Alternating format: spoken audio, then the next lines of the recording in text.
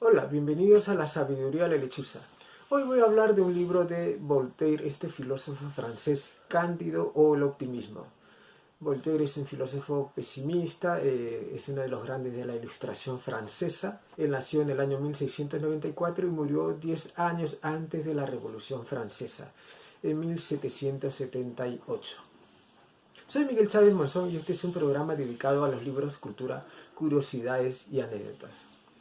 Bueno, Voltaire, su verdadero nombre es François de Marie de Arouet. Voltaire es un seudónimo. Es un filósofo pesimista y acá en esta novela filosófica se burlaba de otro filósofo, este filósofo humanista, racionalista, Leibniz, por esta frase que tiene Leibniz, que vivimos en el mejor de los mundos posibles. Acá en esta novela corta, Voltaire hace una mofa de esta frase. Bueno, Leibniz es un filósofo racionalista, el último de los racionalistas. Era pues un genio, ¿no? Porque aparte de ser filósofo, era matemático, había estudiado Derecho y otras áreas de la ciencia. A los 14 años ingresó a la universidad. Su padre murió cuando tenía 6 años y le legó una biblioteca en la cual se la pasó leyendo. Aprendió latín, francés, bueno, aparte su idioma materno que era el alemán. Pero esta frase, el mejor, que vivimos en el mejor de los tiempos posibles, ha sido mofa no solamente de él, sino también de otros filósofos. Bueno, él era un creyente católico, pensaba a través de unir, ¿no? La religión, el católico y el protestantismo. Y él decía pues que Dios era todo bondad, misericordioso. Había creado el mejor de los mundos posibles para el hombre, ¿no? Pero el hombre pues con su maldad, su matanza, su crueldad, no hizo pues que este mundo, el mejor de los mundos posibles.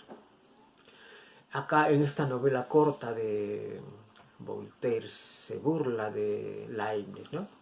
Bueno, los personajes son el principal Cándido, en la cual vive en la mansión del barón de Westfalia, en la mansión de Thundertentron. El varón era el mejor de los varones, la baronesa que pesaba 350 libras, un poco más de 150 kilos, 157 kilos, era la mejor baronesa de los mundos posibles. Tenían una hija, Cunebunda, de 17 años, y un hijo idéntico al varón. Y tenía un ayo, un preceptor, que enseñaba metafísica y filosofía, que era Pangloss. Y era él que decía que vivimos en el mejor de los mundos posibles, que las cosas no pueden ser de otra manera como son, que todo está hecho para un fin, y determinaba que era para el mejor fin, y que no había efecto sin causa. Y Cándido era uno de estos alumnos de este ayo, este preceptor Pangloss. Y la baronesita Cunebunda, pues, que tenía 17 años, era pues, bonita, apetitosa, ¿no? Una vez se miró con Cándido, ella se puso roja y Cándido se puso colorado. Y en una cena después se encontraron detrás del biombo y la baronecita dejó caer su pañuelo y Cándido recogió el pañuelo, se la entregó a ella. Ella inocentemente tomó su mano, Cándido inocentemente besó la mano de Cunebunda con una gracia y un ímpetu que sus bocas se soltaron, sus ojos ardieron, sus rodillas temblaron y sus manos se extraviaron. Justo por ahí pasó el varón y vio tal causa y tal efecto y agarró a Cándido y de varias patadas lo sacó de la mansión. Y acá empiezan las desgracias de Cándido, echado de la mansión, en donde va, duerme en la calle con la nieve, se muere de frío. Y los búlgaros lo ven, le dijo que si tenía 5 pies y 5 pulgadas, y le dijo que sí, muy bien. Le invitan a comer, a beber, y le brindan por el rey de los búlgaros. Y él brindaba por los reyes de los búlgaros, no sabía quién era. Y le dijo, ¿estás por la causa? Y Cándido dice, no hay efecto sin causa. Después de beber, le ponen los grilletes y lo llevan al regimiento. Le enseñan a arrodillarse, a disparar, a virar para el lado derecho, a la izquierda, le dan 30 bastonazos, al día siguiente le dan 20 palazos y después al otro día 10 palazos. Y fue un soldado del regimiento búlgaro. Hubo una guerra entre los búlgaros y ávaros, tantas matanzas, mueren 10.000, 15.000 personas borrados del mejor de los mundos posibles. Y espantado huye hacia Holanda. En Holanda encuentra una especie de predicador en la decía que el hombre es un ser bípedo, sin plumas y con alma. Bueno, esta frase alude pues, a Platón, en una vez cuando hablaba en el Áfora o en la academia y decía pues que el ser humano es un bípedo, sin plumas y con alma. Pero en ese momento también estaba Diógenes, el cínico, el perro, este filósofo que vivía en la calle, ¿no? Y al escuchar esta frase que vivimos, que el ser humano es un bípedo sin alas, fue en esos lugares donde había gallos, y coge a uno de los gallos y lo despluma. Le saca todas las plumas y lo lleva al ágora donde Platón enseñaba a su discípulo. Y lo suelta al gallo. Y dice, he aquí un hombre, por decir este gallo pues, que no tenía plumas, ¿no? Bueno, después ahí en Holanda encuentra a un anabaptista, ¿no? A Jacobo, en la cual le ayuda a él, ¿no? Le da 2 florines y al pasear por Holanda encuentra un mendigo que se le caía el rostro, la nariz roída, tenía llena de llagas, ¿no? Y este mendigo llora y abraza a Cándido, y Cándido se queda espantado porque tenía las llagas en su cara. Y le dice, pues que no me reconoces, yo soy Pangloss, el filósofo que enseñaba en la mansión del varón. ¿Y qué le había pasado? Y le pregunta por Cunegunda, pero primero le dice, pero ¿por qué estás así, en esa condición? Y le dice que todo es debido al amor, ¿no? Y Cándido inocentemente también dice que yo también he sentido el amor con ese beso a Cunegunda y 20 patadas en el culo. Bueno, y le cuenta pues, que Paquita, una de las criadas de la baronesa, había estado infectada y el Pangloss había tenido amores con esta criada. Y Paquita había sido contagiada por un fraile franciscano. ¿Quién lo había contagiado? Una condesa, una vieja condesa, quien fue contagiado por un capitán de caballería y contagiado por una marquesa y contagiado por un paje y había contagiado por un fraile, un jesuita, que cuando fue novicio fue contagiado por uno de los compañeros de Colón. Mira, qué extraña genealogía dice Cándido, pero Pangloss le dice que eso era necesario en este mundo, en el mejor de los mundos posibles. Sin embargo, no solamente Cristóbal, así que dice Pangloss, no solamente Cristóbal Colón cuando estuvo en una de las islas de América se contagió de este mal, sino que también, gracias a él, también trajo el chocolate y la cochinilla. Bueno, el chocolate fue cuando Cristóbal Colón estuvo en México, le regalaron un saco de cacao. Y Hernán Cortés en el año 1524 lo llevó a Europa. El cacao, pues de ahí sale el chocolate. Inclusive la palabra es de origen náhuatl, que significa socoatl, soco con X, ¿no? Socoatl. De ahí proviene la palabra chocolate. Y la cochinilla también, pues que se utiliza en la alimentación y en los tintes. Bueno, las bebidas, las gaseosas, en la pastelería, en los colorantes. Esa es la cochinilla, que es un crustáceo. De ahí sale el carmín y el ácido carmínico. Y también en los tintes, en la ropa, en los cosméticos. Todo lo que tiene ese tinte fuerte. El oro rojo de los cosméticos es de la cochinilla. Pero no solamente trajo el chocolate y la cochinilla, sino también esta enfermedad en la cual Pangloss tenía pústulas en el rostro, o sea, llagas con pus. pero no solamente tenía llagas en el rostro, sino también en la parte de su cuerpo, en sus genitales, porque es una enfermedad que se contagia sexualmente. ¿Y qué es lo que había contraído Colón y que lo había llevado a Europa? Y cuando había una guerra, en 30.000 soldados, 20.000 estaban infectados. Del otro bando, 30.000, 20.000 estaban infectados. ¿Cuál era esta enfermedad?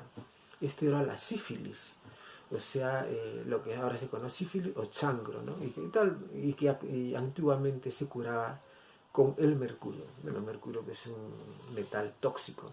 Pero después, gracias a la penicilina, en la cual este escocés Fleming encontró la cura a esta bacteria, Treponema pallidum, así se llama esta bacteria. Bueno, eso es lo que tenía Pangloss, la sífilis, esa enfermedad que había contagiado pues, a casi todo el mundo. Bueno, él se moría y seguro decía que Paquita, esta criada, de repente ya había muerto. Pero se va a rogar a su Jacobo, benefactor, para que ayude a curar a Pangloss. Bueno, y Jacobo lo manda a curar con un médico a Pangloss. Y como lo ve, pues que era entendido, era sabio, pues lo contrata como un secretario. Y se van a Portugal. Pero en el trayecto el barco naufraga, una tormenta y sobreviven solamente Pangloss, Candio y un marinero. Y cuando llegan a Portugal hubo el gran terremoto de Lisboa, en la cual pues, todas las casas se cayeron, murieron más de 30.000 personas. Pangloss estaba aterrado, el que más aterrado estaba Candio. Y Pangloss decía que esto era necesario porque no podía ser de otra manera. Y alude pues, que el año pasado, ¿no? Hace 10 años, ese gran terremoto ocurrió en el año 1755. Y también decía que esto, una década atrás, en el libro dice un año atrás, pero eso ocurrió una década atrás, el gran terremoto de Lima, el año 1745, en la cual pues, hubo un tsunami, en la cual asoló el Callao, y murieron muchas personas, mucha gente. El terremoto de Lisboa era entre 8.5 a 9, ¿no? Bueno, Pangloss decía que había una veta de azufre subterránea entre Lima y Lisboa. En el año 1745 el terremoto de Lima, 1745, y después de 10 años el terremoto de Lisboa. Bueno, como seguía hablando que esto era una cosa necesaria en este mundo, un inquisidor lo escucha y lo toma preso. Y van a hacer un auto de fe para aplacar estos terremotos, ¿no? Y van a quemar a Pangloss y también a Candio y aparte un vizcaíno y a otros más. Y justo cuando iban a prenderlo, prenden a los otros, lo queman vivo, y a Pangloss lo ahorcan, que es una cosa rara porque siempre hay queman vivos a los que estaban en contra de la iglesia, y a Candio le dan de azotes en la espalda. Y ocurre otro terremoto, en la cual se derrumba todo y Candio no es quemado vivo. Es rescatado por una vieja que lo lleva a Candio. Bueno, Pangloss muere ahorcado. Esta vieja en esa casa lo cura la espalda, le da de comer, le da vestimenta y así hasta que se recupere. Una vez que se recupera, lo lleva a una casa. Esta casa era como un pequeño palacio y lo deja en una habitación sentado en un canapé. La vieja entra con una muchacha que temblaba con un velo y lo deja a los dos solos. Le dice que por favor descorra el velo para ver quién es ella. La vieja se va y Cándido descorre el velo y ve que era Cunebunda, o sea, la varonesita. Cándido se desmaya y también se desmaya la varonesita. Y así los dos lloran, se abrazan y estaba viva, no había muerto. Y le cuenta pues que había pasado, que habían venido los búlgaros, habían asolado la mansión, a la madre lo habían descuartizado, al padre lo habían disparado en la cabeza y al hijo del varón también, y a ella la violaron. Y como ella se defendió, le cortaron, le hicieron un tajo en el vientre. Pero entró el capitán de los búlgaros y al ver eso, la violación y ensangrentada, mata a este violador y se la lleva. Este búlgaro, capitán búlgaro, fue como su criada y también su querida. Y después lo vende a un judío. Y ahí estaban en Portugal. Este era judío que era como su querida. Pero el inquisidor, el mismo que quería mandar a la hoguera Cándido, en la cual se salvó, también lo quería tener como su mujer. El judío dijo que no. Bueno, hubo pues un altercado entre ellos. Le dijo al judío que lo iba a mandar, iba a ser quemado vivo. Entonces, para evitar eso, compartieron a Cunegunda. Los lunes, miércoles y sábados era para el judío y los otros días era para el inquisidor. Y así contaba Cunegunda a Cándido todo lo que le había pasado. Y entra el judío. Cándido mata al judío, ¿no? Y se queda sorprendido porque él era pues, un hombre que tenía un corazón noble. Pero bueno, por defender a Cunegunda, mata al judío. Al día siguiente aparece el inquisidor, el mismo que había intentado quemarlo en un auto de fe, y también lo mata. Entonces están los dos hombres muertos, el inquisidor y el judío. ¿Y qué hacen? La vieja, la criada de Cunegunda, le dice, hay que escapar de acá, y huyen con todas las joyas que tenía Cunegunda. Con 3 caballos se van a Cádiz. Pero antes de llegar a Cádiz, roban las joyas de Cunegunda. Así que no le queda más remedio que vender un caballo, y con los 2 caballos logran llegar a Cádiz. Y en Cádiz estaban reclutando hombres para ir a Paraguay, porque los monjes, los jesuitas se habían rebelado en contra del Papa. Y como Cándido había sido miembro del ejército búlgaro, lo toman a él, que era muy diestro, y lo hacen capitán de una compañía. Y se van a las Américas, a Argentina. Y se van Cándido, Cunegunda, la criada, la vieja, y otro criado que reclutan ahí, que es Cacambo, ¿no? Y en el trayecto pensaba que Cándido le había pasado todos los males, y que todos los males también le había pasado a Cunegunda. Sin embargo, la vieja les cuenta su historia. Ella no tenía una nalga, le habían cortado una nalga, y cuenta la historia de la vieja. Le dice que ella había sido hija del Papa Urbino X y la princesa de Palestrina, en la cual ella era una princesa. Era una joven hermosa y se iba a casar con un príncipe, pero al príncipe lo envenenan y mueren. Y cuando estaba en un barco en el mar, fueron asaltados por un corsario marroquí. Los soldados se rinden y ¿qué hacen estos corsarios? Desnudan a todos, hombres y mujeres.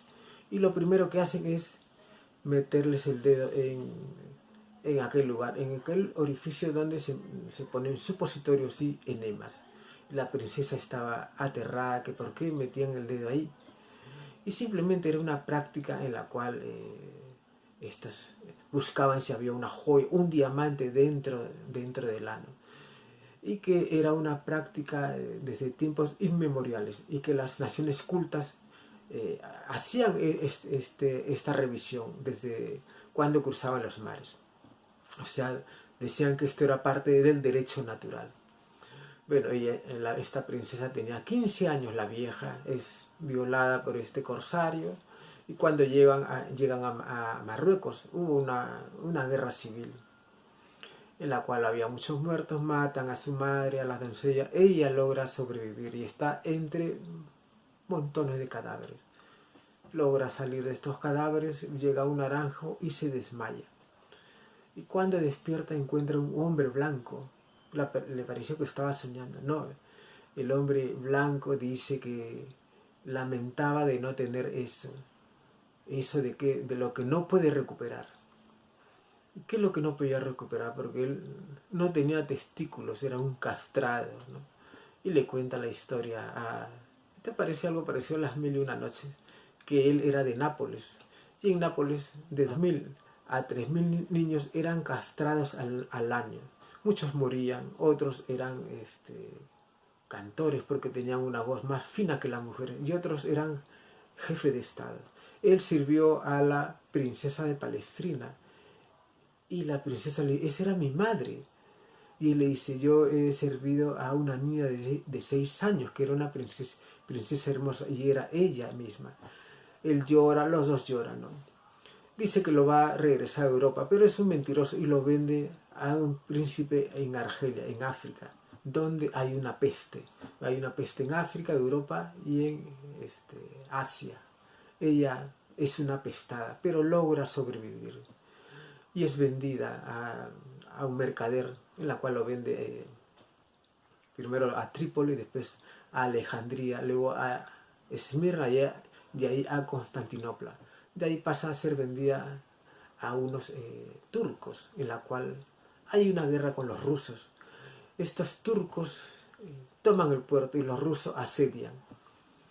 Y no llegan alimentos ahí al puerto. Ahí estaban estos soldados turcos, esta princesa y otras mujeres más.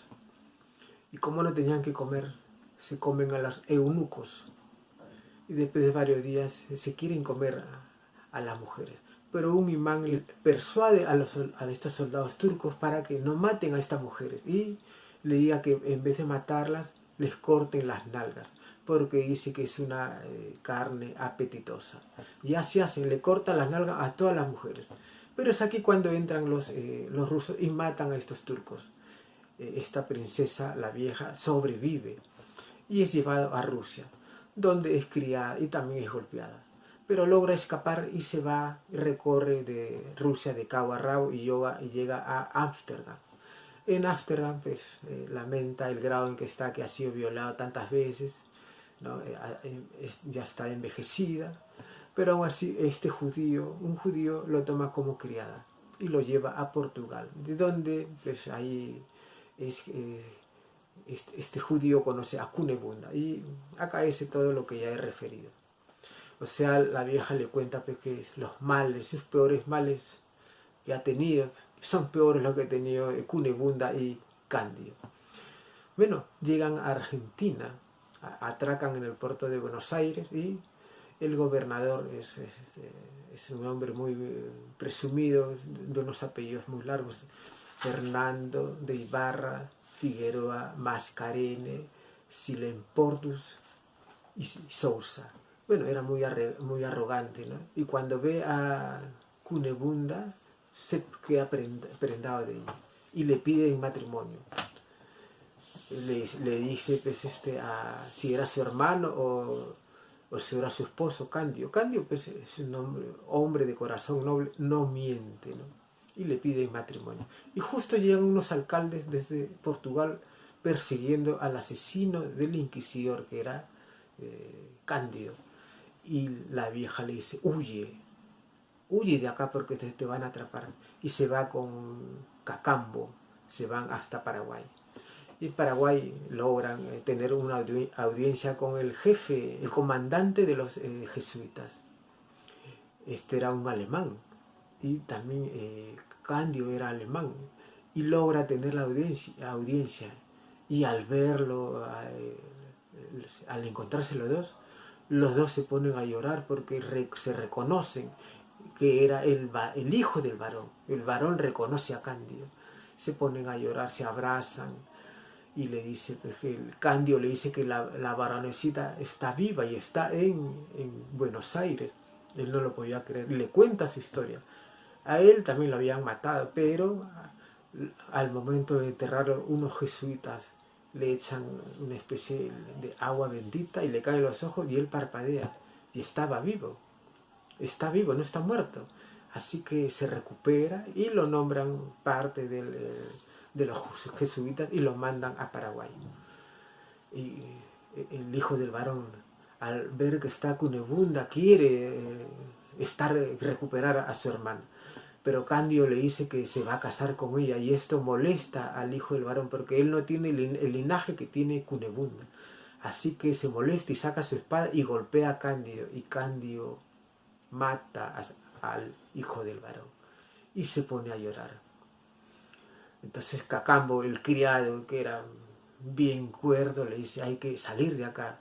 Le sacan la sotana del varón, el del hijo del varón, y se lo pone a Candio.